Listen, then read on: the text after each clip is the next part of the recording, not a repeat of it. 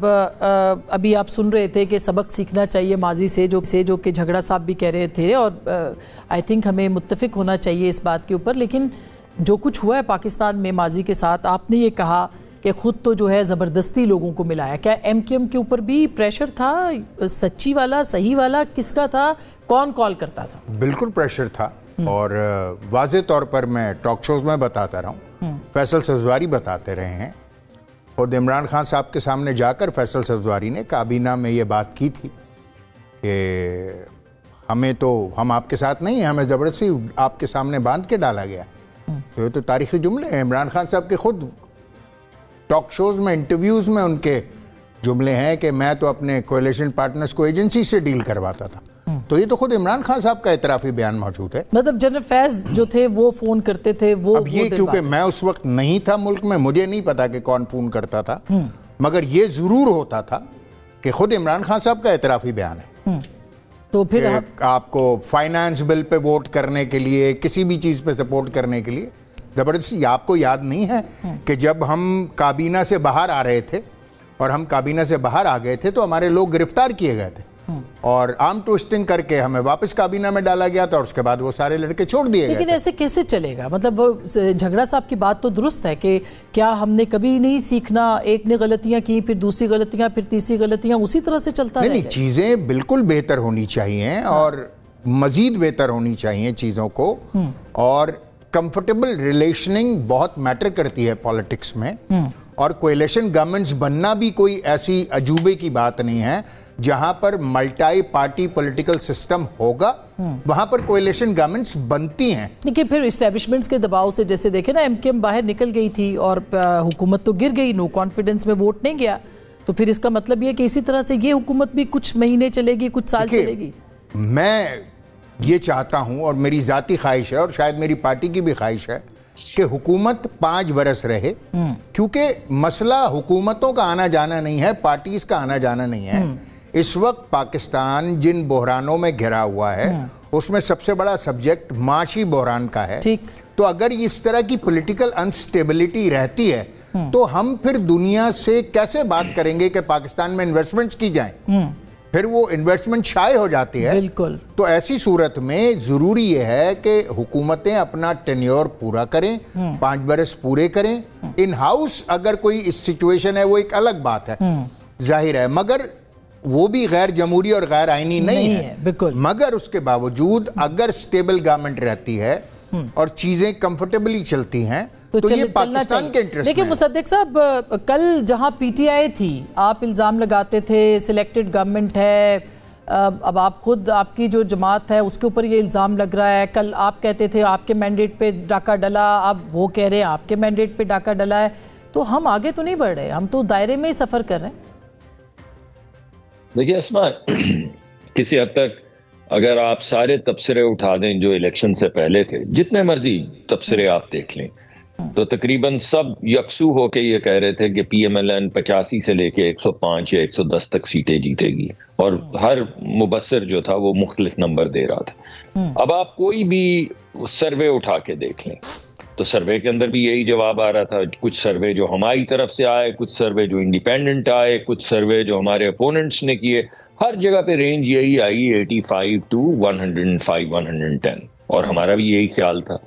اب آپ بتائیے کہ یہ کیسی دھاندلی ہے یا کیسی سلیکشن ہے جس میں 100 نہیں، 110 نہیں، یا 90 نہیں، 85 نہیں، بلکہ ہمارے پاس 73 74 سیٹس آ گئی.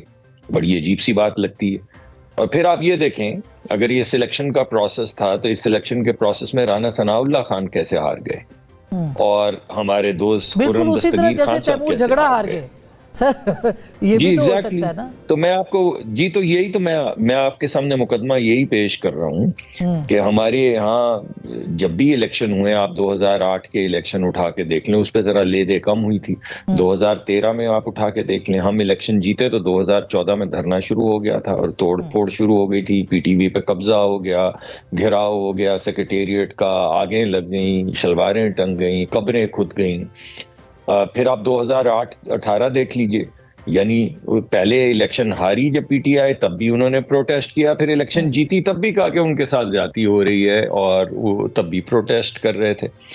تو میرے خیال میں کچھ اور اب 2024 آ گیا جس کے اندر ہمیں بھی مینڈیٹ نہیں ملا ہے, ان کے پاس بھی کلیئر میجورٹی مینڈیٹ نہیں ہے. یعنی سندھ کے اندر ایک کلیئر مینڈیٹ ہے, پنجاب میں ایک مینڈیٹ ہے, کے پی میں ایک مینڈیٹ ہے, مگر مصدق صاحب آپ کے اور ان کے حالات میں بہت فرق تھا سر. آپ کے پاس ایک نشان تھا, آپ کی سوائے ایک دو لیڈرز کے جو مین, یعنی میاں صاحب اندر تھے, مریم صاحبہ تھی, مگر شہباز شریف صاحب باہر تھے.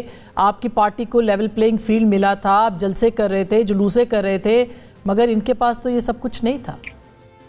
یہ تو دو تین چیزوں پہ بات کرتے ہیں جی. اچھا چلیں پہلے لیول پلینگ فیلڈ پہ بات کر لیتے ہیں, پھر باقی چیزوں پہ بھی بات کر لیتے ہیں جو آپ کہہ رہی تھی. یعنی 24 سال میں میاں نواز شریف کو صرف ایک الیکشن لڑنے کی اجازت ملی, دیٹس اٹ. 2002 میں باہر, 2008 میں باہر, 2013 میں الیکشن لڑنے کی اجازت ملی, 2017 میں باہر, 2018 میں باہر. یہ کس طرح کا لیول پلینگ فیلڈ ہے جس میں کم از کم آپ چلے مانے کہ ہارتا ہے کوئی یا جیتتا ہے, یہ تو سب مانتے ہیں کہ وہ ایک بڑے لیڈر ہیں. یعنی اس لیڈر کو ایک الیکشن لڑنے کی اجازت ملی اور کسی نے نہیں کہا کہ یار یہ کس طرح کا لیول پلینگ فیلڈ ہے. سب نے کہا بالکل لیول پلینگ فیلڈ ہے. اب دوسرے لیول پلینگ فیلڈ کی بات کر لیتے ہیں. آپ نے کہا کہ ہمارے ساتھ تو ایسا نہیں ہوا. خواجہ سعد رفیق صاحب 3 سال جیل, خواجہ سلمان رفیق صاحب 3 سال جیل.